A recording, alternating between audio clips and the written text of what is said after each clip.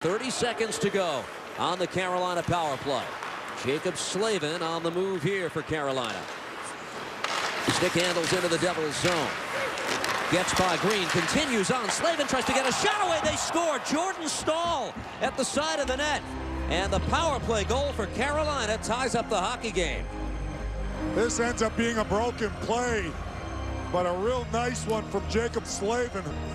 This whole thing, you see through the neutral zone, good speed. He's got that long, loping stride, and then he's able to maneuver his way around Ben Lovejoy, and they get a break here.